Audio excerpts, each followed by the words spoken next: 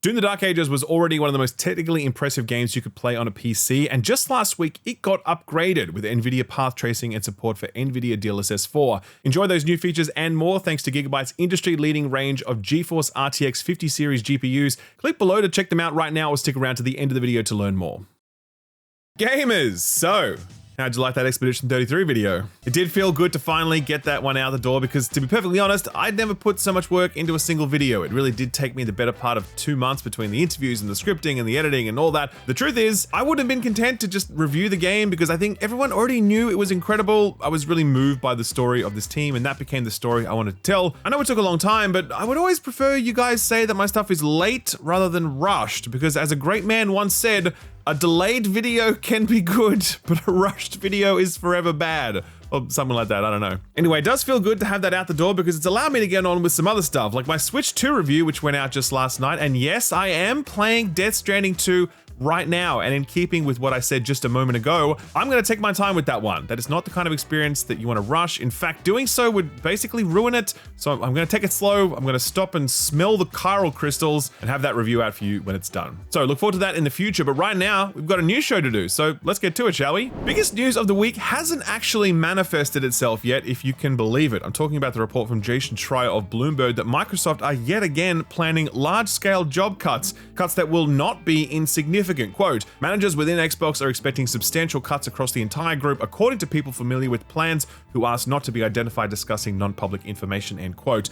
Do recall that Microsoft made $88 billion in profit in 2024. So again, you can really sympathize with their need to trim staff because obviously times are really tough over there right now. Now, this report is at this moment unconfirmed, but it does come from Jason Schreier, who's really wrong about these sorts of things. And it also makes a lot of sense, given that we're approaching Microsoft's end of financial year, and this is typically the time when they effect job cuts. I mean, it was at this point last year that Microsoft closed a number of Xbox studios, most notably Arcane Austin after the disappointment of Redfall, and Tango Gameworks after the disappointment of Hi-Fi Rush. Oh, sorry, did I say disappointment? I meant it was one of the most critically acclaimed games of the year, one of the best first-party Xbox releases of this generation, and according to Microsoft's own pronouncements, was a commercial success that they were more than satisfied with. When that sort of performance isn't enough to guarantee the future of your studio, how can you ever feel truly secure in your employment, especially if you're working at a smaller studio that isn't looking to deliver big Call of Duty-sized ROI? If Microsoft were to effect layoffs at Xbox again, it would be the 4th time they've done so in 18 months. They sacked 1,900 people back in January 2024. They then closed Tango, Arcane, and Alpha Dog Games in May of the same year, and then they cut another 650 people in September. So Microsoft certainly has form in this space, and right now I'm sure Xbox employees are nervously refreshing their email inboxes, hoping that the bad news never comes. Hopefully it doesn't, but I guess we'll find out over the next few days. More Xbox news this week, and this one's kind of a big one. For more than a year now, we've been speculating that Xbox might be adding Steam libraries to things like the Xbox PC client and potentially even future Xbox hardware. We basically got confirmation of that a few weeks back when Microsoft revealed the ROG Xbox Ally, stating in no uncertain terms that the device would allow you to play games from leading PC storefronts, and it doesn't get much more leading than Steam. Fast forward to last week, and Sarah Bond cryptically suggested that the next Xbox will not be tied to a specific store, and that Windows 11 will be the #1 destination for gaming. Again, both hints that the next Xbox will be a PC running Windows 11, allowing you to access your Steam library just as any PC would let you do. Well, things are escalating quickly because just this week, Xbox announced that the Xbox PC client will begin showing games from leading PC storefronts. And while they didn't name them, you could guess that that's obviously going to be stuff like Steam and GOG and Epic and Ubisoft Plus and EA's thing, whatever that's called these days. The announcement comes courtesy of an Xbox Wire. Quote, with the aggregated gaming library, players can conveniently launch games from Xbox, Game Pass, Battle.net, and other leading PC storefronts from a single library within the Xbox PC app. Whether you're on a Windows PC or a handheld device, your Xbox library, hundreds of Game Pass titles, and all of your installed games from leading PC storefronts will now be at your fingertips, end quote. So this is cool, but it's important to note that it's the sort of front-end experience that other launchers have offered for a while now, most notably Nvidia through their app and through GeForce Now, as well as GOG, who were, I think, the first to pioneer this sort of approach. But it's a bigger deal when Xbox does it, because it's an example of how much their strategy has shifted in the last 18 months. It really was in January of last year when we started hearing whispers that maybe some Xbox games would be headed to other platforms, and since then, Xbox has not only announced that basically everything they publish will be multi-platform, but the very hardware they make and the launches they maintain will play games purchased from other storefronts. I continue to be a little baffled by this whole approach. The whole everything is an Xbox thing makes sense to me because it's very appealing to be able to play Xbox games wherever you like. But if no one's buying Xbox hardware and people are buying their games on Steam or whatever and not paying any platform fees to Microsoft, where is Xbox making their money? Like, I know they're making it from Call of Duty and World of Warcraft and Minecraft, absolutely. I can see how they make profit from their publishing efforts, but from a platform perspective, it seems like the only revenue they can really bank is from Game Pass, and that's a huge question mark in itself, since we have no idea how much money Microsoft is putting into this service to pump prime it. All this becomes even more confusing when you consider that the next-gen Xbox will almost certainly have the same approach, allowing you to play Steam or Epic Games on it. The entire console business model is predicated on selling very competitively priced hardware, sometimes at a loss, so you can make that revenue back from platform fees. If those fees aren't a part of the next Xbox's business case, how expensive is that thing gonna be? And what's the real upside to Microsoft for making it? By the way, I'm genuinely asking these questions sincerely because I truly don't know the answer. I'm not saying that Microsoft hardware or platforms don't have a future. I'm just saying that that future is really unclear from the outside looking in. And I do wonder how much this current direction is the result of Xbox's senior leadership charting this course versus it being dictated to them by higher ups at Microsoft, who are very keen to see that Activision Blizzard King acquisition money deliver some big ROI. Xbox has been pushing their "this is an Xbox" strategy pretty hard lately, and you know what else is an Xbox? This thing. This is a MetaQuest 3S headset with a twist. It comes in black, it comes with an Xbox controller, and it comes with a 3-month subscription to Game Pass. This is a limited release product just announced by Xbox and Meta, and it's retailing for $400 US. It's the exact same 3S headset that's been on the market for a while now, and to be clear, this is an excellent headset. Say what you will about Meta, and I have said a lot. There is no denying that they make a great headset for a great price, and if you're interested in the VR category, then you're likely going to be very satisfied with the experience that the MetaQuest lineup can deliver you. You might be wondering, if Xbox doesn't do any VR games, then why are they doing this partnership? Well, 2 things spring to mind. Number 1, you can just play regular Xbox games on this thing through xCloud, and it's actually a really good experience because the size of the virtual screen and the clarity of the image does deliver a very immersive gameplay experience. I think most people are going to want to play their Xbox on a TV or monitor, but if you were already considering jumping into the world of VR and you didn't already have an Xbox controller or a Game Pass subscription, then there's more than a few things in this package that might tempt you. The other thing I wonder is, might Xbox begin dipping their toes into the VR waters via Game Pass? I actually don't know how this might work technologically, since I don't think you could play VR games via xCloud, but if Xbox could figure out some sort of local client-based solution and Xbox started adding a few choice VR titles to Game Pass, that's good for the VR category, as it might pull in some new people while being a nice little addition for those who are already on platform. For now though, this is squarely targeted at a virtual flat screen experience, but I do think it's interesting to keep an eye on this because Meta is burning billions of dollars every quarter on their VR dreams, and they haven't got much to show for it at this point. Partnership with Xbox might be a neat way to build some awareness and momentum,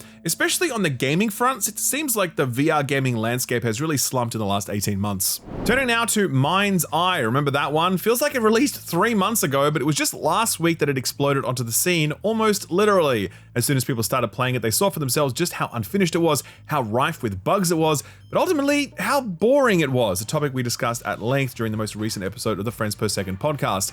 Mindseye comes from a studio called Build a Rocket Boy, who for years now have been trying to build a user-generated content platform called Everywhere. Mindseye was meant to be a showcase of the power of that platform, but it sort of had the opposite effect, as I can't imagine that investors are looking at Mindseye and thinking, hey, we better double down on this, here's another 50 million. Predictably, that's led to one sad reality: layoffs. IGN reported this initially last week, saying that their sources said that upwards of 100 people were being let go by the studio. Since then, Build a Rocket Boy have confirmed that redundancies are happening, but they wouldn't say how many. Quote, "We can confirm that we've had to make the painful decision to notify our hardworking team of some internal changes at Build a Rocket Boy. While we are working to reassign roles for as many of those impacted by these changes as possible, sadly, we are initiating a formal consultation process that may result in redundancies," end quote. That consultation they're referring to is a legal requirement in the UK, but companies only initiate that when they do have plans to make staff cuts, so it's kind of a foregone conclusion. Build a Rocket Boy employs roughly 300 people in the UK and 200 people globally. IGN said of the announcement to staff, quote, "In an email to staff reviewed by IGN, co-CEO Mark Gerhardt insisted the studio remained committed to Mindseye,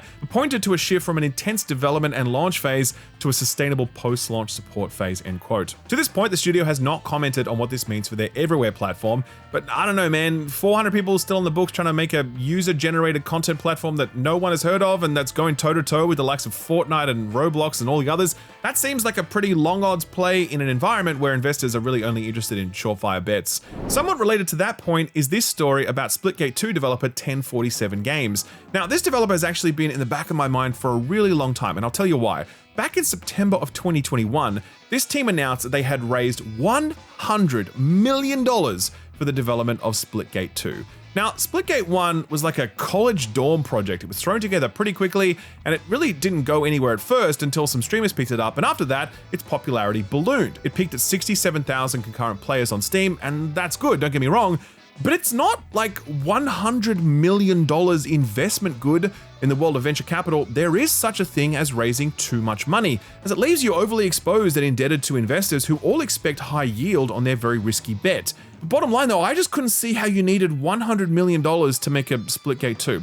Anyway, they got their money, they ceased development on Splitgate 1 altogether, which basically meant that that entire community died. They work on Splitgate 2 for years, and it arrives just a few weeks ago, and it peaked at 25,000 concurrent players, and it's charging absolutely obscene amounts for in-game cosmetics while the founder goes up on stage and dunks on Call of Duty for Reddit upvotes. Splitgate 2 is currently sitting at a mixed 62% on Steam, and most of the negative sentiment there relates to frustrations with the game's cash shop, not to mention the inclusion of a Battle Royale mode that no one asked for, since Splitgate 2's development team were very loud and proud about their commitment to the arena shooter genre. So that's all background, but here's the latest. This studio that got $100 million to make an arena shooter is now laying off staff. On LinkedIn, the studio made an official announcement saying, quote, "Today we parted ways with a small group of valued 1047 team members. We're still perfecting the Splitgate 2 gameplay experience in response to community feedback, and we're redirecting resources to build the best game for our players. We are sad to see our teammates go, and we are actively working with them to help secure new opportunities," end quote.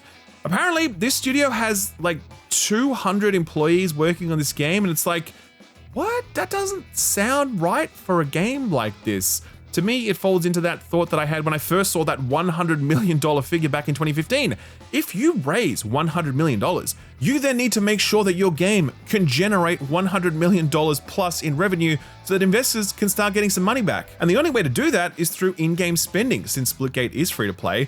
Similarly, if you hire 200 people, you have to pay them. And again, the only way to do that is through the game's cash shop. The arena shooter subgenre was never going to come back to the point where it could generate hundreds of millions of dollars in revenue, and that was what was kind of cool about Splitgate. It wasn't trying to be that. It was just trying to be a fun arena shooter made by people who love the genre and wanted to play a thing. It seems like all of that got lost in the sauce here, and as a result, Splitgate 2's fate seems pretty dire. Just a week after launch, the game is hitting a daily peak concurrent player count of around 6,000 people, and that is not enough to keep 200 people in the job. Let's hope that 1047's leadership have some ideas for how to turn this around, and soon. A quick lightning round to finish off. Frontier Development, makers of those Jurassic Park managing games, has removed its use of generative AI owing to player feedback. They were using AI to generate scientist avatars, and due to Steam's disclosure rules, they were forced to admit it. Players were not happy and made their displeasure known. To their credit, Frontier Developments listened, one of the very rare happy endings in the world of AI versus artists. Death Stranding is getting an animated film adaptation. It's being written by Aaron Guzikowski, who wrote Raised by Wolves, and it's being handled by the LA-based Line Mileage. It's definitely going to be adult targeted, similar to something like the John Wick animated prequel, and it's an original story, so don't expect an animated retelling of the game because that would be kind of weird and boring. And finally, some more adaptation news now, and the next Silent Hill film titled Return to Silent Hill is slated for the 23rd of January next year. This one is being directed by Christopher Gans, who directed the 2006 Silent Hill film, and this one is actually an adaptation of Silent Hill 2, and the film's synopsis suggests that it's looking to stick pretty close to the core premise of the game. Sounds pretty good, but I beg you, please don't cast Jack Black as Eddie, okay? Just anyone but him, please. Some quick sales data to top you off. Dune Awakening has sold through 1 million units in under 3 weeks, making it Funcom's fastest selling game ever. It took Conan Exiles over a year to reach this number, so Funcom must be feeling pretty chuffed. Player counts are still holding strong, so the future looks bright and very hot for this Arrakis-based survival adventure. Peak is that social rock climbing game that was shadow dropped last week. It sold through 100,000 copies on day 1 and 1 million copies in its first 6 days, so a huge congrats to the team for that. And finally, Metaphor ReFantasio has sold through 2 million units in its first 8 months. That may not sound like a lot, but Atlas games are actually a lot more niche than people realize, and for them to debut an entirely new IP and for it to sell this strongly in such a short time is definitely a testament to how fantastic that game is, because yeah, it's really fucking good. One last thing I want to put on your radar, A Profound Waste of Time is a series of gaming books that I've long been a fan of. They're each full of interesting essays from great writers, all beautifully presented, and they make for great gifts or collector's items. Due to popular demand, the first 3 issues are being reprinted, and just to give you an idea of how much people love these books, the Kickstarter reached its target in just 90 minutes, and since then they've quadrupled it. I really do recommend checking it out if you love video games and the way they can be represented in the written form.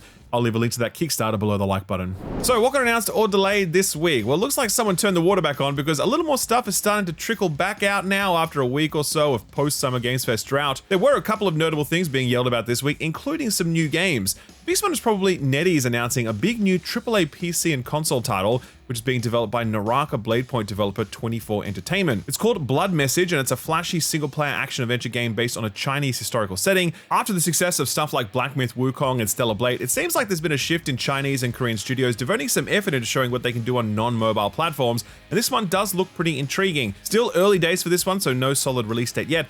Definitely giving big God of War vibes here so far. Now, we already knew that The Blood of the Dawnwalker was a thing, a vampire action RPG from a new developer called Rebel Wolves, headed up by Konrad Tomaskevitz, who directed The Witcher 3 Wild Hunt, as well as a few other veterans of CD Projekt Red. They showcased a 21-minute deep dive last week, which actually gave us a good sense of what this game is really about. There's unsurprisingly a big Witcher 3 vibe to the extended gameplay footage they've shown, but there's quite a few twists here too. Combat is really focused on swordplay, with directional attacks and blocks being a big deal. Each quest you take advances time in the world, so you can't do everything, and what you choose to take on or give up will shape the world state. And being a vampire game, the day-night cycle also has an effect on everything. Certainly worth watching the whole thing if The Witcher is your jam, and let's be real, that's most of us. Moving on to a few release date announcements now. That Disco Elysium mobile adaptation, which Zaum says was designed to, quote, captivate the TikTok user with quick hits of compelling story, art, and audio, end quote.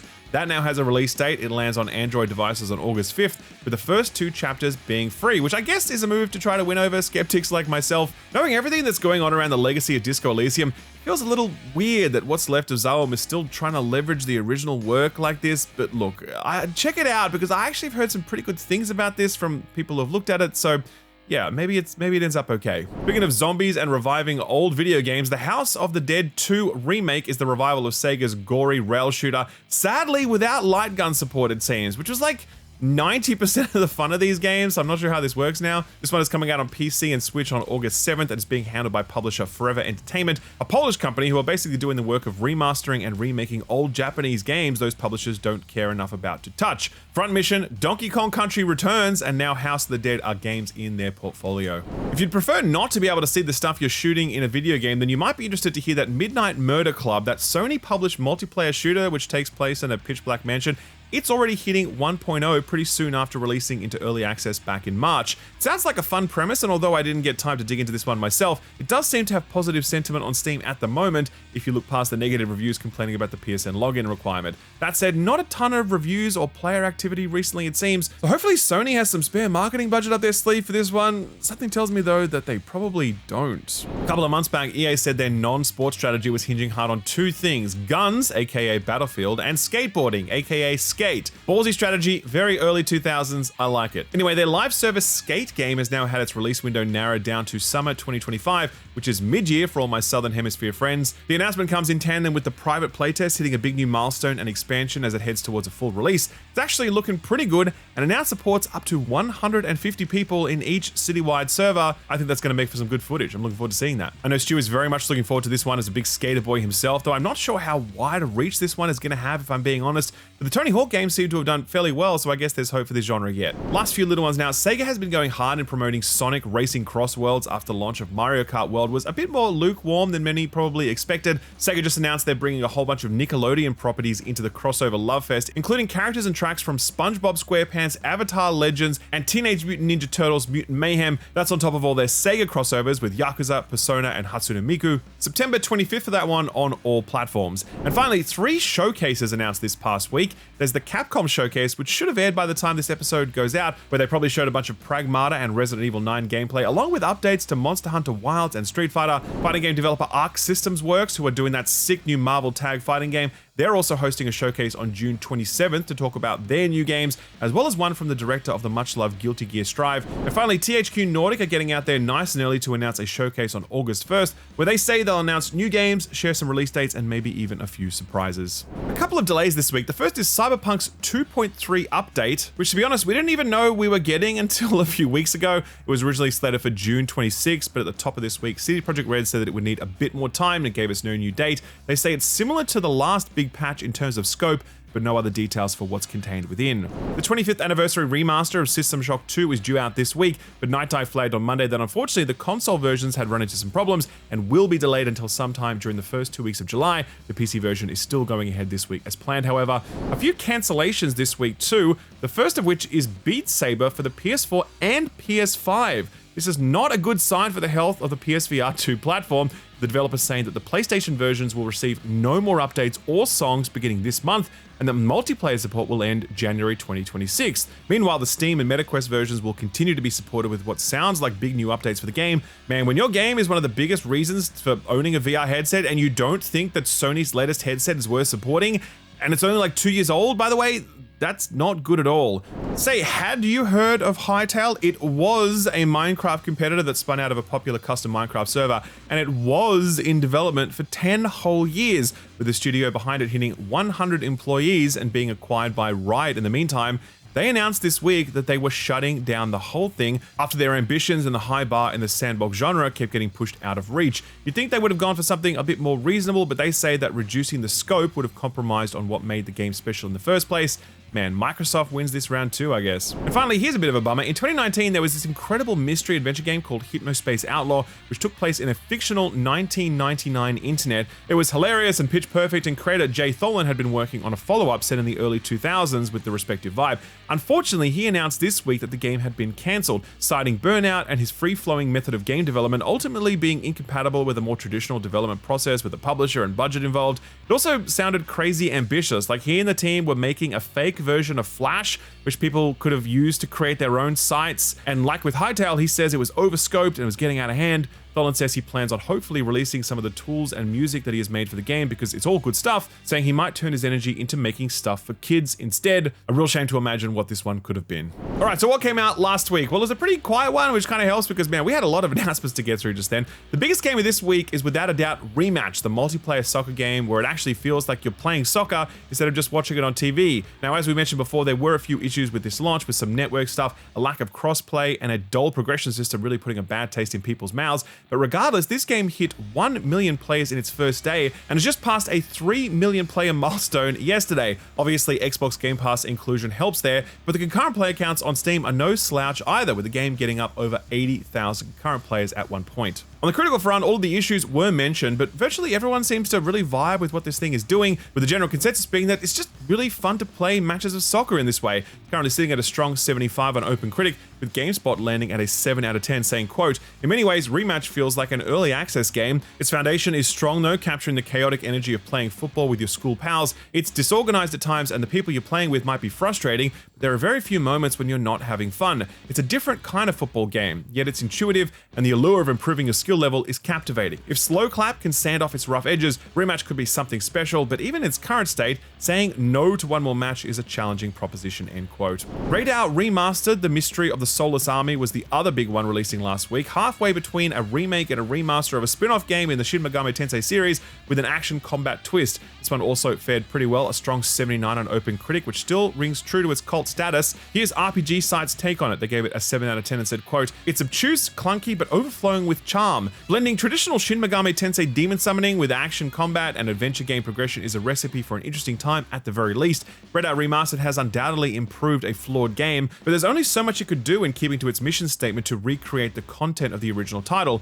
I respect the lengths Atlas went to provide a largely faithful yet polished version of Radar's debut. It's a fascinating way to revisit that era of games, and in a way, I'm glad Atlas didn't simply outright scrap tedious aspects of the original," end quote. All right, so what's coming out this week? Well, big week for walking simulators and Strand games everywhere, because Death Stranding 2 on the Beach is the headliner for this week's releases. Officially, it lands on Thursday, the 26th of June for PS5, but it did get the whole 2 days early access thing, which is becoming far too common these days if you ask me. This is of course the new one from Hideo Kojima, and judging by the reviews that have already dropped for this one, it's just as baffling and sincere and endearing as the first Death Stranding, so if you have an opinion of that video game, that will likely carry over to this one as well. Speaking of carrying, Death Stranding 2 is carrying a mighty score on OpenCritic right now, but we'll talk more about those reviews next week. Joining Death Stranding 2 on the 26th are a bunch of smaller games. One that's had our eye is Ruffy and the Riverside, a retro 3D platformer where your primary ability is copying the textures and properties to different surfaces and then applying them to others. Can't climb a waterfall? Copy and paste some vines onto it. You get the idea. This one comes out on all platforms. The System Shock 2 25th Anniversary Remaster was also supposed to come out on all platforms on the 26th,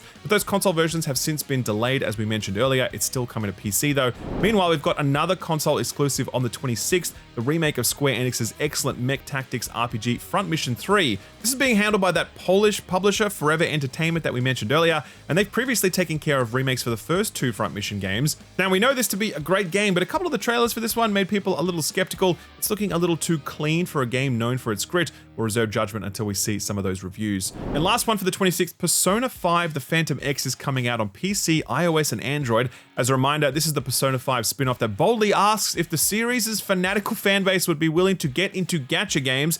In Asia and Japan, the answer has been a resounding yes. In the West, let's see, I guess. Developed by Chinese company Perfect World, the Phantom X does boast a lot of the social and combat gameplay elements that make Persona so good as an RPG, including new characters and stories. You also have the ability to summon the original cast of characters using a gacha system. And why does everything have to be like this now? Moving on to June 27th, which is when the new Tamagotchi Plaza comes out for Switch 1 and 2. Man, there were some people who just went absolutely nuts when this game was announced at the Nintendo Direct a little while back. This is a continuation of the Tamagotchi shop management series that started on the Nintendo DS. And given that games that started off in that era, like Final Fantasy Life and Rune Factory, have absolutely exploded over the past month, I bet Bandai Namco are very much hoping this one will do the same. And finally this week, on Tuesday, July 1st, Mecha Break is launching on PC and Xbox Series consoles. This is the intense free-to-play third-person multiplayer shooter with mechs and lots of them, and it had a really popular playtest about a year ago now. Over 317,000 concurrent players hopped into that one at one point. It wasn't a perfect game back then, but hopefully a year has done it some good. It certainly looks insane to watch at the very least. If raining down dozens of missiles on your enemies isn't quite your jam, maybe this one is. It's a game to suit the relatively quiet period of July, so put this on your radar. Out here, you remember how quiet the world can be. How good it feels to breathe deep and just be. The river keeps moving, the bears find their fish, the deer disappear before you even see them. And the sky, she don't care what kind of day you had.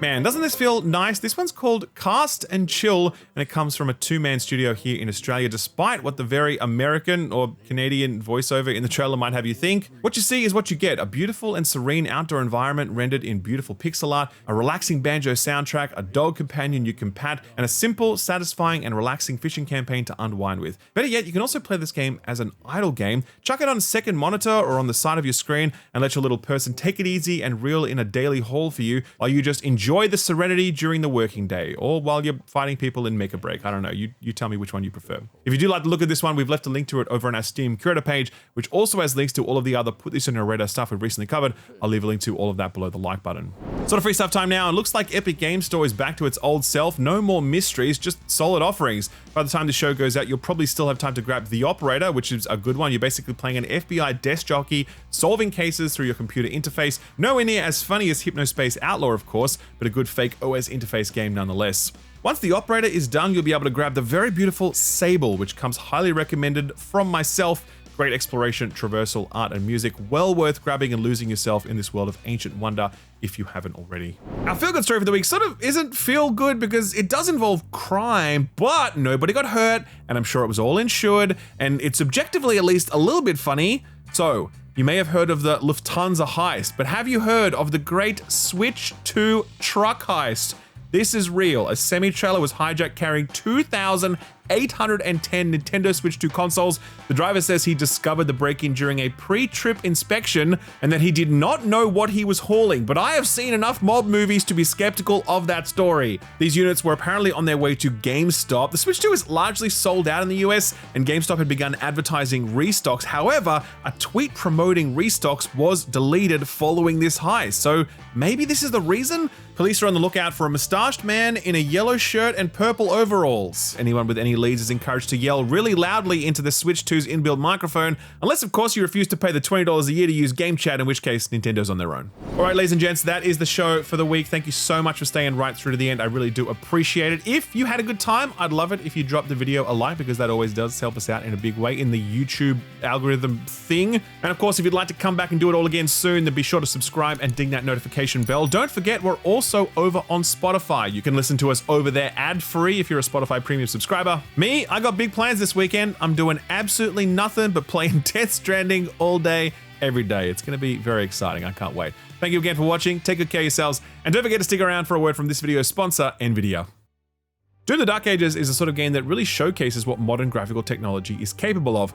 Believe it or not, id Software pushed things even further last week when they rolled out support for path tracing and NVIDIA DLSS 4. It's technology that's at the absolute cutting edge of fidelity and performance, and it's made possible thanks to this video's sponsors, NVIDIA and Gigabyte. But what is path tracing? Well, it's basically the most realistic modeling of light that we've ever seen in video games. It's not just reflections or volumetrics or global illumination or whatever else, it's everything all at once, and it absolutely transforms scenes by giving them lighting that is deep and textured and realistic looking. This lighting is further assisted by NVIDIA's ray reconstruction technology, which uses AI to provide improved lighting accuracy and a more detailed image. Of course, this technology is pretty demanding on your GPU, but that's where NVIDIA's DLSS 4 and multi-frame generation come in. Multi-frame gen can add up to 3 additional frames per rendered frame, and that means in games like Doom the Dark Ages, when you've got path tracing enabled, you can still push upwards of 200 frames per second or more, resulting in the smoothest possible frame rate experience while fully utilizing the capabilities of high refresh rate TVs and monitors. If this sort of cutting edge tech is what you're after, then I do recommend checking out Gigabyte's award-winning range of 50 series GPUs. Their Hawk fan design is specifically engineered to maximize both air pressure and the amount of air circulating through your GPU, and its composite liquid metal componentry keeps temperatures down while keeping frame rates up. It's got server-grade thermal conductive gel for improved VRAM temperatures, as well as a large vapor chamber, superconductive heat piping, and an angular thermal fin design. Plus, there's nice little flourishes like customizable RGB and even an edge view LCD display, things like GPU stats or text or images or GIFs if you like. We're at the start of a new GPU generation, so there's no better time to upgrade so you can enjoy games like Doom the Dark Ages with every single setting maxed out, including path tracing enabled. You can check out Gigabyte's Aero, Master Ice, and Eagle Ice models by clicking the link in the description below. Thanks NVIDIA and Gigabyte for sponsoring the video, and thank you for watching it.